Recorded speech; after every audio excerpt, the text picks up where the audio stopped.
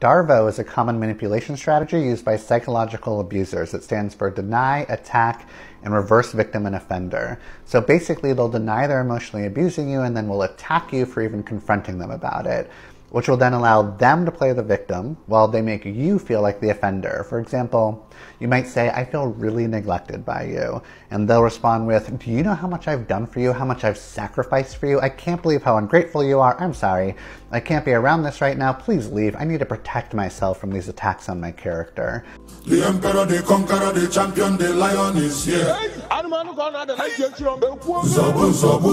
DARVO is the most commonly used manipulation tactic by narcissists to avoid accountability when you try to confront them about something they've done. It stands for deny, attack, reverse victim, and offender. They deny whatever you're calling them out for, they attack you for calling them out for it, and then they reverse y'all's roles where they suddenly become the victim and you become the offender. Looks like this. Hey, why did you lie to me about that? Lie to you? I didn't. You must be remembering things wrong because that's not even how it happened. I never once lied to you about that. Yes, you did, because you said something else at first and then you changed your story. What? You are so insecure. I can't believe you would accuse me of lying like this. You always create these stories in your head and then take it out on me. And I just feel like, no, what you're doing right now is exactly the problem in our relationship. You constantly just stir up chaos and try to start fights with me, and then you wonder why our relationship can't progress. If you keep this shit up, I'm not going to be able to take much more of it. And then you end up walking away from that conversation, questioning your whole experience and feeling like the problem once again, while the narcissist walks away from that conversation, avoiding accountability for their behavior, which is exactly what they want. Hi friends, and welcome back to Surviving Abuse Podcast. Thank you so much for coming back and tuning in. Today's video is going to be all about how narcissists use DARVO to avoid accountability. Now, from the intro section, we've had two different people explaining to us DARVO as well as how it plays out when you try to hold a narcissist accountable. Now, in today's podcast episode, we are going to be looking at DARVO in play. Now, I talked about this previously. I've talked about this in either one or two videos. Actually, I believe it was two videos where I was talking about how my mom reacted to me talking about abuse, and I will also be making another podcast episode on all about why narcissism is such a hard kind of abuse to detect. Like it is kind of an invisible abuse because of course it is psychological abuse, and so we can't really pinpoint it. We can't see a black eye, we don't see any bruises on your body, and so it's become something that is so hard to detect, and that is from the victim's perspective, and it becomes also something that is very hard to report, again from the victim's perspective. And in all honesty, I am so excited for that podcast episode. So if you are not subscribed, please make sure you subscribe, as well as turn on your post notification bell to be notified when that video goes live. And without further ado, let's get into this podcast episode. Okay, so just as a quick way to recap on what DARVO is. DARVO basically stands for deny, attack, reverse victim, and offender. Like I'm just going to quickly touch on the reverse victim and offender just because I feel like it is said a little bit fast and it can create a kind of confusion. So I'm going to just take a moment to explain what reverse victim and offender means. You are reversing the role of the victim and the role of the offender. Also, in the last video where we talked about 10 tactics that narcissists use to avoid accountability, I believe I did not really focus on DARVO enough. So we are going to cover that in another podcast episode. So again, if you are not subscribed to the channel, then make sure you hit the subscribe button as well as to turn on the post notification bell to be notified when that video goes live. We are focusing on DARVO in today's podcast episode. DARVO, which stands for deny, attack, reverse victim, and offender. Okay, so let's look at these messages. Okay, let's see what it says here. There's something you said here that had me wondering about something. Was there someone you shared this experience with in the family and they didn't help you, and why not just tell them directly? This is not denial necessarily, but it is deflecting. It's deflecting. It's someone your story. Like it's someone saying that it's someone creating distance, okay? And for those of you who are new here, this is a conversation between me and my birth mom. And this is not like I had not, it's how can I say, it's they're the one who initiated it, okay? So they went on to say, I know you are trying to process this. It's sad it happened and many apologies. Sorrows, prayers. Jamini. It explains a bit the persistent aggression. It's making living together a challenge for the household. Exactly. Brilliant. I love that. So now we are seeing reverse in action. Okay? Reverse in action. So in this particular case, we're not really seeing like a direct denial, but we are seeing a kind of deflection, a kind of distancing. In fact, I'm going to go ahead and ask you guys a question. Would you know that this is a conversation between me and my birth mother? Would you guess that from this interaction? Is there any place in here that you can say that uni mama yangu, or that this is a person who gave birth to me?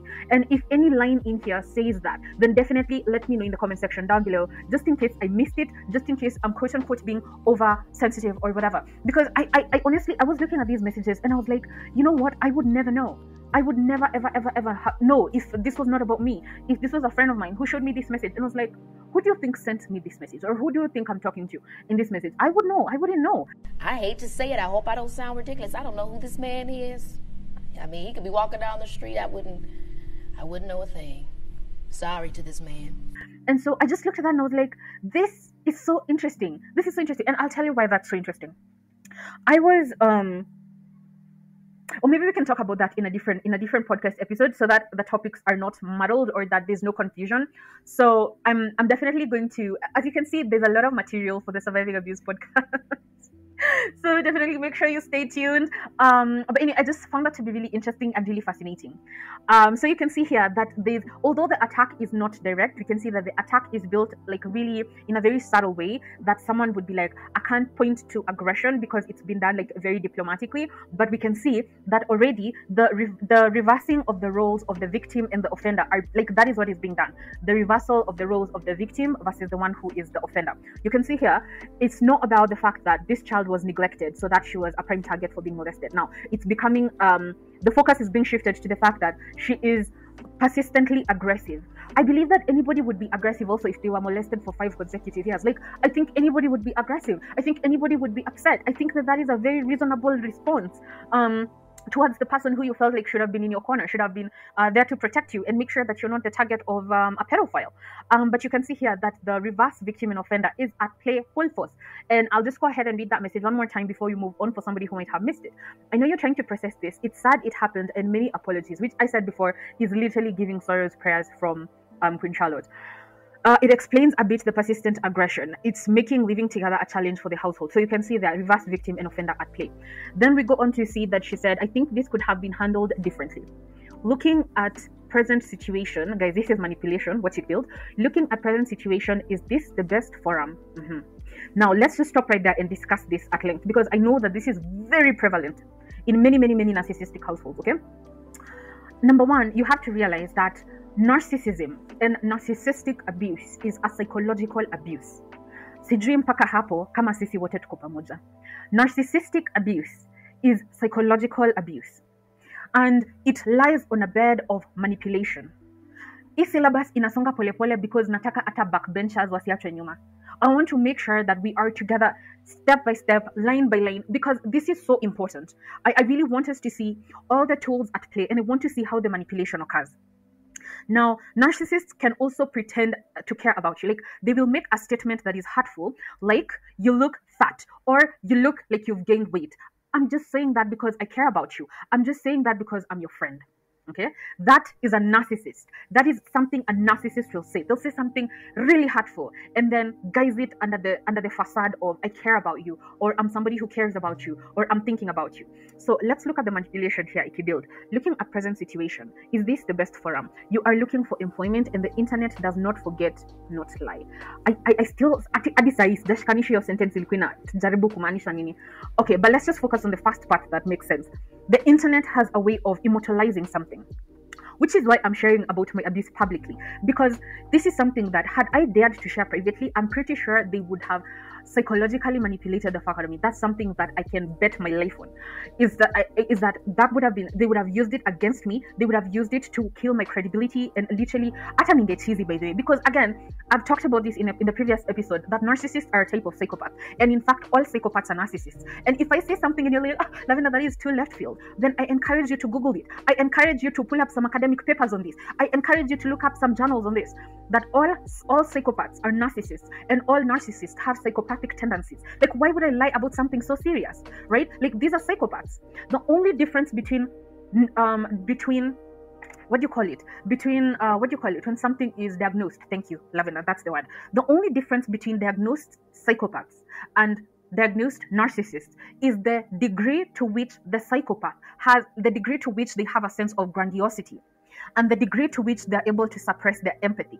That is the only difference between diagnosed psychopaths and diagnosed narcissists. They're basically all psychopaths. The only difference is the degree to which the psychopath turns up, their degree of grandiose, their degree of entitlement, and the degree to which they're able to turn down empathy, feeling for somebody else, being able to understand why somebody is feeling what they're feeling. That is the only difference, okay?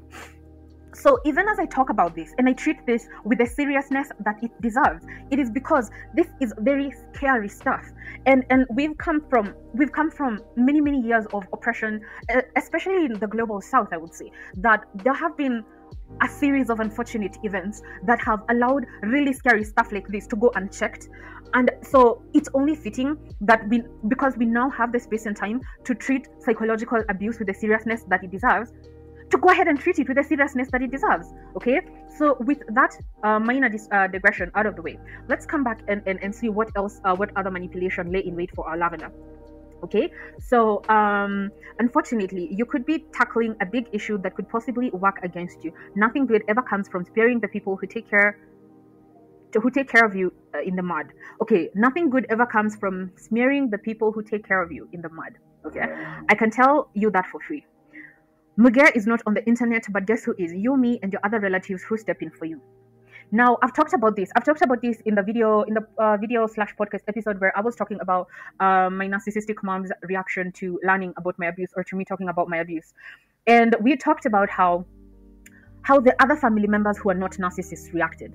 And I showed you side-by-side messages. These same people who she's using here to manipulate me, these same people who she's using here as a weapon to gag me, are the same people who are so loving, are the same people who had so much compassion for me, had so much compassion, so much empathy. These are the same people who have continuously reached out to me personally, directly, to tell me how sorry they are that I was being molested in our family home, how sad and disgusted they are for their part, that they didn't know, that they didn't inquire, that they weren't present enough to sense it. These people are the ones who anasema ati, oh, I should shut up about it because it's hurting them. Those same people who reached out to me personally to say sorry, personally, to tell me that they love me unconditionally, and that they're happy that I'm now tackling these big things. So friends, let this go on the record. Number one, narcissistic abuse is a big deal, and I treat it with the seriousness that it deserves. Number one. Number two, it is hinged on manipulation, and so you really have to have your faculties about you, because this is important.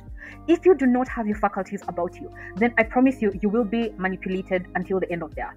You will not even know left from right. You will not know east from west. So you really have to have your faculties about you. And I feel like before I move on, and for reference, guys, this person being referenced here, Muge, is my abuser, he's my molester, he's a pedophile. I'll make sure I put his image at the end of the video because he's a criminal. So anyway, as I've said before, narcissism is psychological abuse, and it is psychological abuse that is hinged on manipulation. And you can only be manipulated if you don't know yourself, if you're not sure of yourself, if you're not assertive in yourself. And that is something that they count on, that is something that they rely on, and this is something that I will go on to talk about in separate podcast episodes, just because, number one, I don't prefer for our podcast episodes to be more than 25 minutes long, number one, and number two, I don't want to muddle issues. I don't want to talk about too many issues in one episode, because then the main message kind of disappears. So you will notice that I will focus on just one particular thing per episode, and then that will allow us to not to get confused, because again, that's another thing that narcissism loves. It loves confusion. And so we will just focus on DARVO in this particular episode, but in another episode we will focus on things that the narcissist does to isolate you, and how they, not just even triangulation, how they create space between you and your loved ones. Like I will especially focus on this particular issue because of this message here, okay, where she says, Muge is not on the internet, that's my abuser, but guess who is? You, me, and your other relatives who step in for you. Okay, that sentence is very important because this person it's counting on other people feeling about me how they feel about me. Okay, and so as I've said before, as I've said in the previous episode, narcissists they tell on themselves, and that's one thing that I'm very grateful for, by the way, is it because it makes it clearer to see what the problem is. It makes it clearer to see where the manipulation is and things of that nature. Then the final conclusion of this message was, this might be you using your voice to be heard, in the process hurting more people than you intended to. I will leave this here. Talking to a psychologist always helps. Guys, nitauliza swali tena, the same question that I asked in the beginning of this podcast episode. Would you know that this is the person who backed me? Would you know? Is there any single line here in these messages where unaweza sema uni mama yangu? Is it like, and if there's a line here, if there's any singular line here that can point to this person being the person who backed me, please let me know in the comment section down below. Okay, now you can see here that while this person, and this is why the focus of this podcast episode is DARVO, is because while they do not deny outrightly, denial is so prevalent in how they framed the messages. And that's why I've been asking you guys, can you tell who this person is to me? Can you tell what kind of a relationship we have? No, that in itself is denial. Hiyo ndio inaitangwa kujikata, kujitoa. That is how when we say nijikute. Okay? And so I wasn't just asking that question to be funny. I'm asking that question because I want us to learn about denial, because denial can take very many shapes and forms. And that is something that we might not necessarily be accustomed to. And that is why I was asking you people, would you know the relationship that I have with this person? If I asked you, who do you think this person is to me? You wouldn't know.